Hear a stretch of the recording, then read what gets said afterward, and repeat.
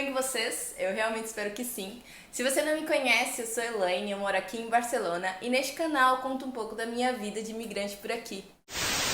O vídeo de hoje ele é uma continuação do vídeo da semana passada, onde eu falei pra vocês que ia contar como foi que eu me preparei pro mercado de trabalho aqui na Espanha. Quando eu soube que viria morar aqui, eu pesquisei se a empresa tinha escritório aqui em Barcelona. E aí quando eu descobri que sim, eu fui até o RH e fui pedir transferência. Fui perguntar se existia possibilidade e o que eu precisava para ser transferida para o escritório daqui de Barcelona. E eu sei que esse é um processo muito demorado e muito custoso, ou seja, é muito caro para uma empresa transferir um funcionário para um outro país. Mas não vou dizer que isso é impossível, porque eu conheço casos, inclusive um dos gerentes que trabalham comigo trabalhava no Brasil e foi transferido para cá. E aí eles alegaram que eu não tinha os requisitos suficientes para trabalhar aqui em Barcelona.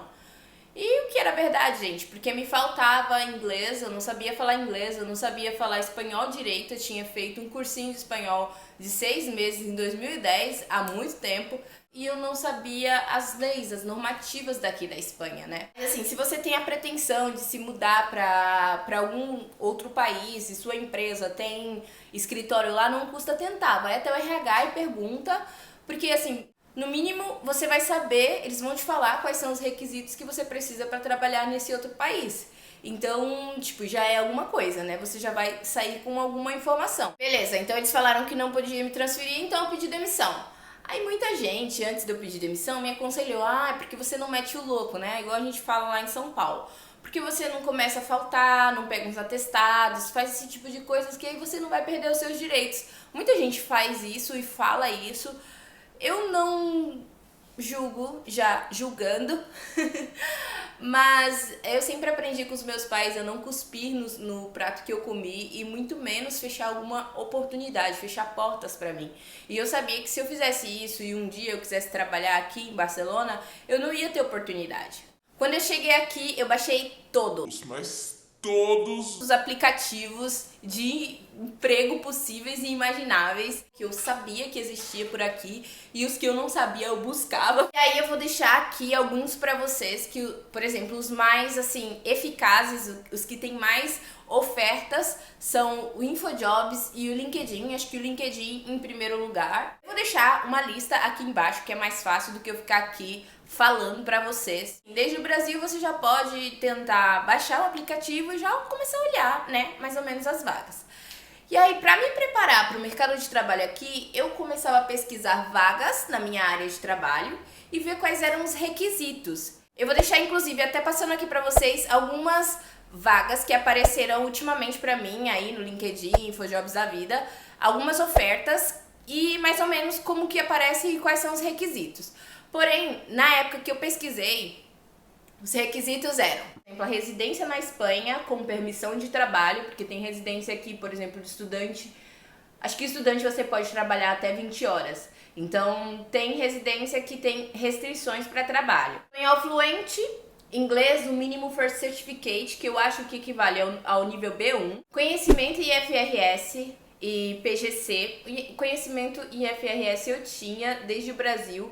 PGC, ele é comparado ao CPC que a gente tem aí no Brasil. Então, conhecimento de FRS eu tinha, me faltava conhecimento em PGC. Graduação em administração de empresas ou economia. Algumas empresas pediam o carnê de conduzir, um master em auditoria contábil e uma terceira língua espanhola seria um diferencial. Então, dessa lista toda, eu só tinha a terceira língua, que era o português, né?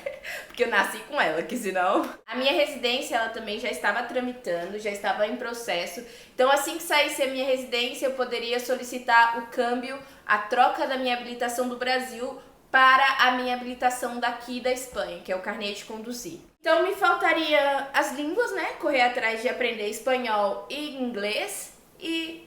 me faltaria conhecimento em PGC, que é o Plano General Contábil daqui da Espanha. E aí o que eu fiz foi começar a estudar. Eu tirei o ano passado inteiro para estudar. Eu estudei inglês, francês e espanhol. Eu estudei francês também, porque meu namorado é francês, enfim. Eu precisava para me comunicar com a família dele. Então, de quebra, acabou sendo bom para o meu currículo também. E eu também comecei a fazer um Master em Contabilidade e Direção Financeira, que é equivalente a uma pós-graduação aí no Brasil. Aqui não existe a faculdade de contabilidade, assim, se existe, poucas pessoas fazem. Eles fazem mais a faculdade de administração de empresas e depois eles fazem um master em alguma coisa que para se especializar. Depois eu vou fazer um vídeo explicando para vocês como funciona. Para o trabalho, eles não me pediram que eu convalidasse o meu diploma daqui. Eu sou formada em administração de empresas, como eu falei para vocês, mas eu não precisei convalidar o meu diploma aqui. Eu só precisei trazer ele apostilado e traduzido. Então, para resumir, o que as vagas pediam, eu fiz mais ou menos um consolidado, um compilado ali, para saber o que eles pediam e correr atrás disso para me preparar, sabe? Para chegar no mercado de trabalho, porque eu sei que quando eu chegasse aqui, eu ia ter que competir com pessoas de toda a Europa, porque, como vocês sabem, aqui não tem fronteiras, então podem pessoas de outro lugar, por exemplo, da França, vir morar aqui, etc. Mas pessoas locais. E aí eu sempre fui muito complexada, né? Tenho um complexo de inferioridade e acho que nunca está bom. Então eu estudava mesmo, sabe? Estudava muito.